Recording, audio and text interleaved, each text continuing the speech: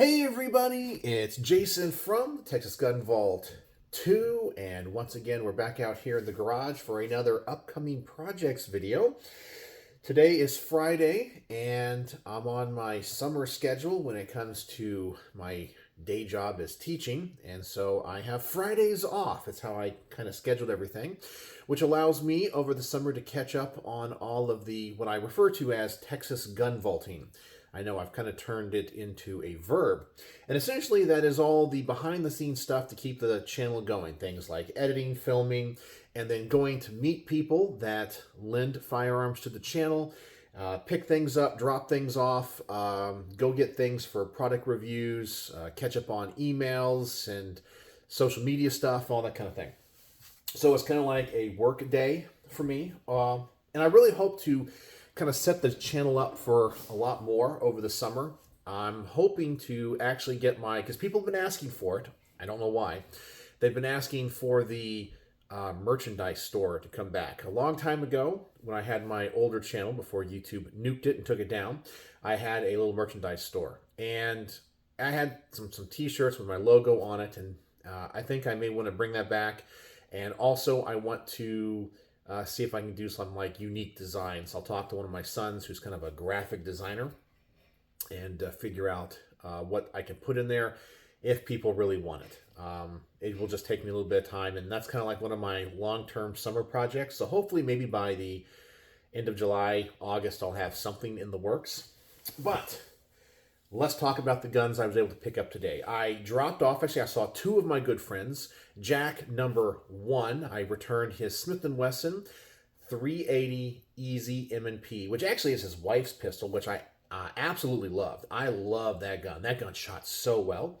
And I returned the Smith & Wesson FPC 10mm to Richard. Now, those reviews will not be published on the main channel for probably 11 to 12 months from now. I know I'm that ahead on video content, and I release everything in chronological order as I make it, which I think is kind of cool because you get to see the evolution of the channel, because even the videos that are coming out now have my old background where I used to have the wood and all the big pile of stuff I had back here before hold-up displays sent me this awesome display for the wall.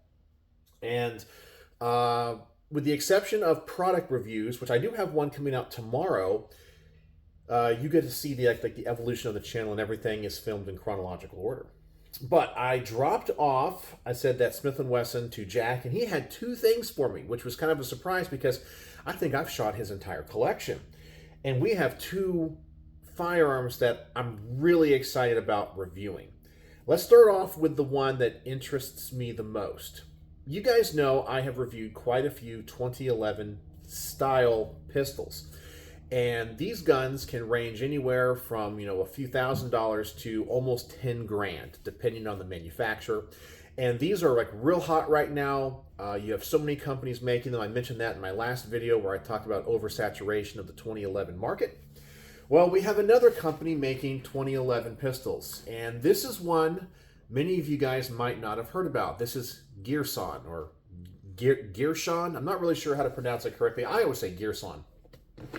It's Turkish made, and they typically make clones of other gun companies' products like Berettas and so forth. And they are typically very affordable firearms. So let's take a look at this 2011 pistol.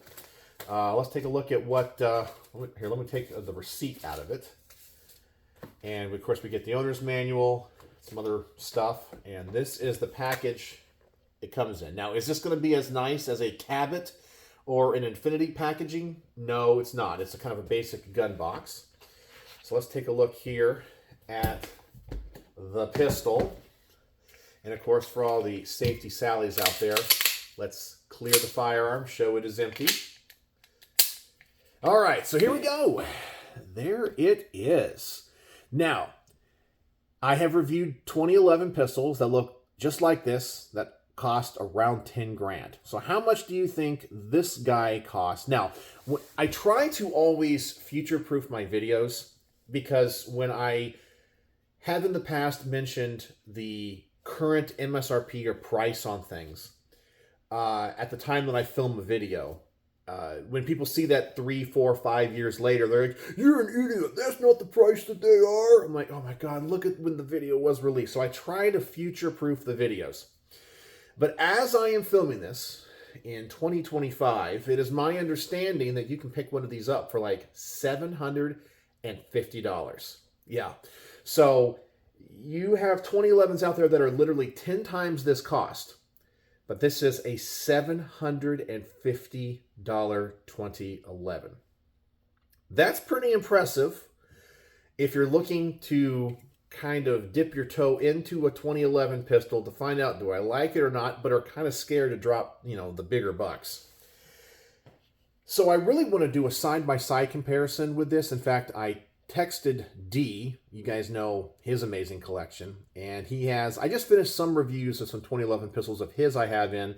He has a few more. I think he just got like a brand new Infinity that I have not reviewed yet. And so I messaged him saying, "Hey, can I borrow that and review this side by side with the Infinity? I would love to see a side by side comparison with two firearms of drastically different price points and kind of see how they, compare." So, let's talk about this guy. This is fascinating to me. Because I said, these 2011 pistols, there's a lot that goes into them, and it's why they cost so much. But this seems to have all of the bells and whistles you would want on a 2011. We have, of course, a milled out slide. This one has a threaded barrel, so it kind of reminds me of some of the staccatos that I have reviewed. We do have a grip safety here. Of course, we got the double stack frame, the modular frame, uses standard 2011 style magazines. You have a skeletonized hammer, trigger. You have a rail out here. I do like the way this looks with the scallops out here. So this is more of a carry duty 2011, I think. That's what they're going for. The model, in case you're wondering, is the Witness 2311C. So this is the compact in 9mm. We have the extended controls. It has what I think looks like a staccato styling. It feels like a staccato when you just hold it. Yeah, it's interesting, as I said, for the price. And it does feel like quality. So let's talk about the pros and cons as it sits here on the workbench and what I'm seeing. Of course, I have not shot this gun yet. This is not a review.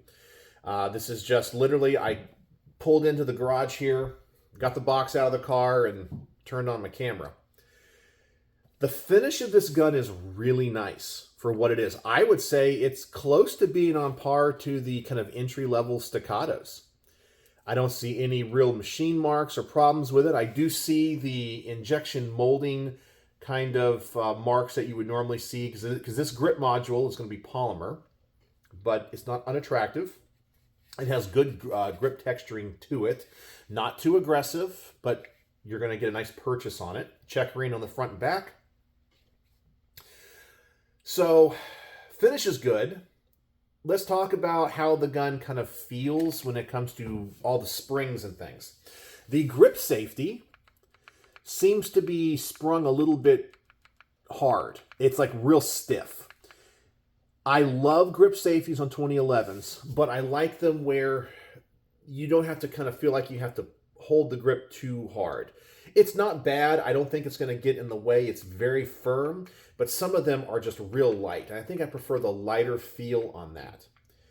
The safety, the thumb safety, little bit grittier than most 1911s and 2011 pistols, but it's very solid when it locks in. Taking it off of safe, it's not as easy. And I'm thinking this more from like a competition standpoint, but for a duty or carry gun, that is actually the amount of energy and strength I would want to have to use to take the safety off, because you really have to want to take it off. But if you have to use it for competition, it might be a little bit too stiff. Now, granted, this gun has not been shot, so it has not been broken in. So, depends on how you like your safety to be. You might like or not like that. When it comes to the slide to frame fit, Yeah, that's grittier. That's grittier. That does not feel like a staccato. It doesn't feel like other 2011s. It's not bad. I would put it on par with like a mid-tier 1911, let's say like a Colt, a Kimber, something in like the $1,000 range. That's what that slide to frame fit feels like. A little bit gritty, a little bit of take up. Spring is kind of strong for a 2011, but for the price, I think it's great. But if you're expecting this to feel and function like a staccato or something higher, you're probably not going to get that. It feels a little bit less refined. That's not a bad thing. As remember, we do have the law of diminishing returns in play, but at $750, you get a 2011. The other slide to frame fit issue I'm noticing, and let me see if I can capture it here on camera. Look at that. You can see there is a gap, okay, between the frame and the slide. You can see some light coming through that. Most 2011s, I do not see that. They're fit much closer and tighter than this one is. So is that going to be a problem? I don't know. Would you care about that for a duty 2011? Maybe not. But I think most people's expectations on a 2011 are pretty high. Once again, that's not too bad for most other types of guns. 2011s, that's a little bit too much. Then, of course, we have the threaded barrel. So, the last thing, the trigger. Okay, so this is when I was picking this up from Jack. This was the biggest issue for me. 1911s and 2011s arguably can have the best trigger in any pistol in the world. And this trigger, wow, that is a heavy trigger. That is a gritty, heavy trigger. Yeah, oh my gosh. So on the take-up, lots of grit. In fact, here, listen to this take-up here. See, what side is the microphone on here? So, yeah, see, it's real gritty. Not too bad on its length, but man, that is one heavy pull. Let me see what the trigger gauge says it is. Now, most likely, you could probably take this to a specialized gunsmith in 1911s and 2011s and get that trigger a lot nicer. So if you got this, spend $250, $300, you might get a pretty good trigger. But we're going to review it stock, which is what I think most people would want to know what it is. So let me see what this actually measures at here. It does have a nice curve face to the trigger. All right. 7 pounds, 5.2 ounces. Yeah, so if you know 1911s and 2011s, you know that is way out of the ordinary. Most of the time, we're going to be in the 3 pound, 2.5 pound, maybe even 4 pound range if it's like a duty staccato. But 7 pounds, yeah, 7 pounds, 3.4 ounces. So that is a really heavy trigger. In a gun like this, I'd want the heavier trigger. 4.5 pounds would be the max. That is a gritty trigger. Too heavy. Let me see what the reset is. Okay, the reset's pretty nice. But, oh man, even the reset is gritty. Yeah, okay. I think the trigger is going to be the biggest downside to this. But there is one huge upside to this that I figured out. Every 2011, the high-end stuff from Infinity, Atlas Gunworks, so forth, they all have an issue with the magazines. This is the weakest part of the 2011 design. And I've started to show in all of my 2011 reviews that if you insert the magazine wrong or at the wrong angle, you can get it caught. It sticks. And I've had that happen where I'm trying to do the quick mag change, boom, boom, boom, boom, boom, drop the mag. And by the way, the magazine release, that's pretty stiff too, pretty stiff. I would insert the magazine wrong and get stuck. This magwell, which is, it's not built into the grip frame, you can take it off. It's all polymer. It seems to be slippery. I cannot get the magazine to stick. Like, I can't get it jammed in there. It seems like the magwell, maybe because of the material or its design, even if I put it in at a horrible angle and it's twisted, it rights itself. Like, they did the beveling really well. Like, it guides that magazine in really nice. I actually think that when it comes to insertion of the magazine, this might be the best. Like, I do not worry about running this gun fast and having the issue a lot of people claim when it comes to a 2011 and having those magazines stick. And by the way, this version, it does lock open on an empty magazine. So this gun definitely has some huge pros to it. Cost, the magazine issue, you get tons of features, but you do get a couple downsides. The biggest is the trigger, and then all the springs, mag release, grip safety, and your thumb safety all seem to be a little bit too stiff. So I'm hoping D is going to let me borrow his Infinity and I can review this side by side. Or maybe I'll ask him if he has something compact that I haven't reviewed that's in this size, so it's more of an equal comparison. Would you guys like to see that type of content? Let me know. All right, so that is the Girsan or Girsan Witness 2311C. I also need to install this Osite S on this pistol for Jack.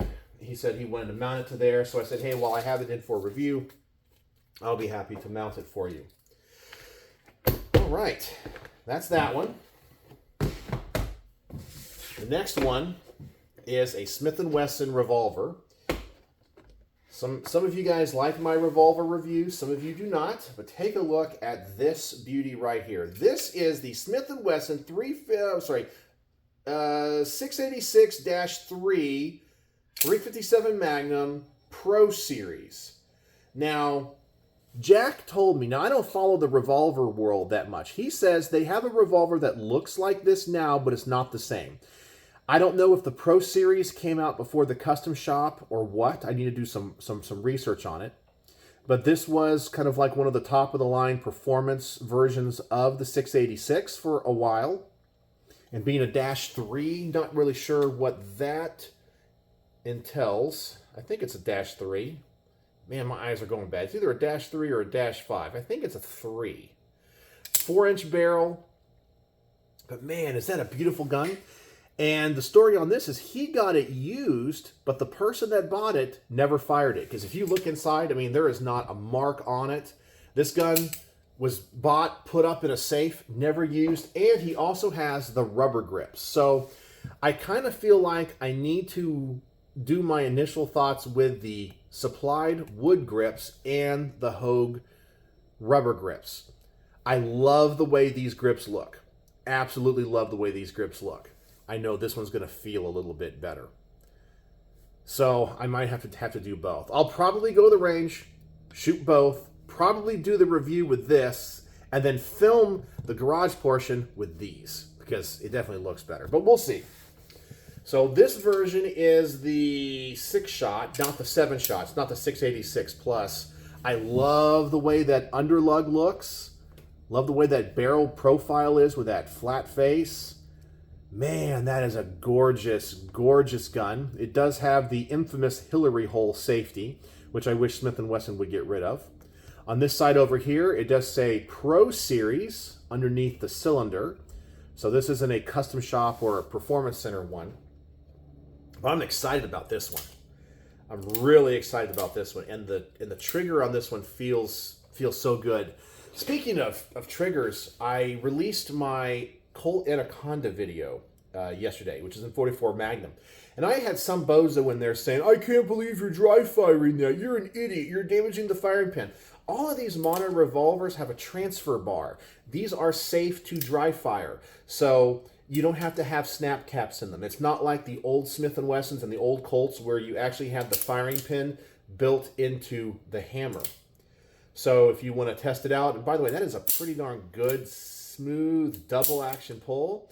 And in single action, woo, that's sweet. In fact, let me get out the gauge on this one. Let's see what the trigger is on these. All right, so in single action we have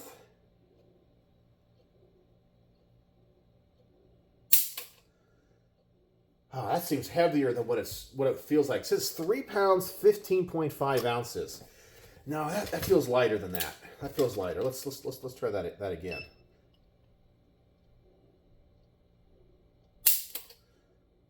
£3 pounds, 15.6 ounces. Man, that trigger does not feel that heavy. That thing feels so light. That is a great feeling trigger. Man, that thing's nice. All right, so double action. I don't know if it's going to go off the scale. We'll have to see. I think this thing goes up to 12 pounds. Oh, 9 pounds, 11.6 ounces.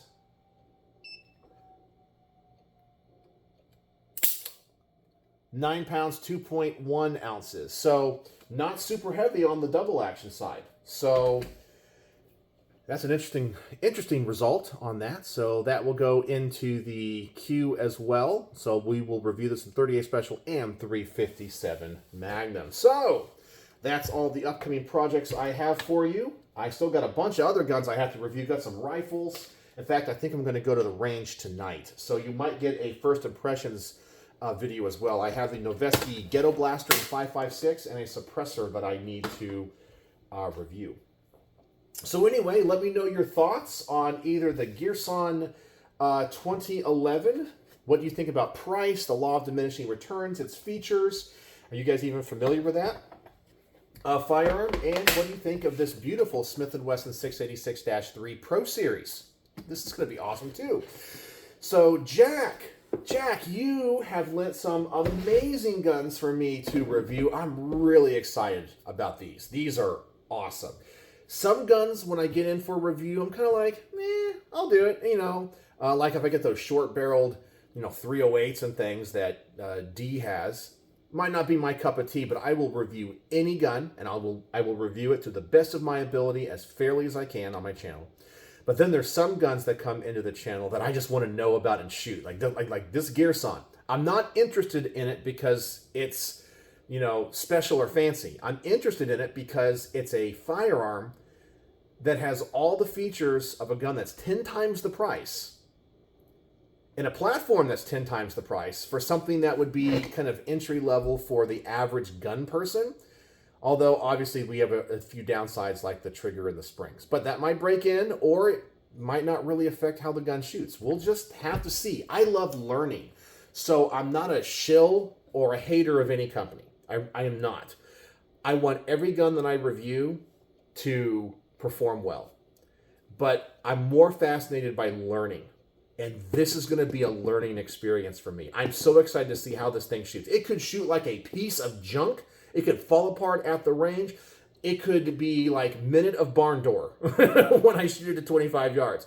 Or this thing could be just as good as a staccato. We have no idea, and the mystery is what excites me. So, if you made it to the end of this video, of course, tell me about what you think about these guns. And use the word of the day in your comments so I know that you are a true vault dweller. And the word of the day is going to be mystery. Mystery, because I have no idea how that Girsan is going to shoot, and I'm excited to find out. So as always, let's have a great dialogue in the comment section. Thanks for joining me here in the garage. And as always, thanks for watching.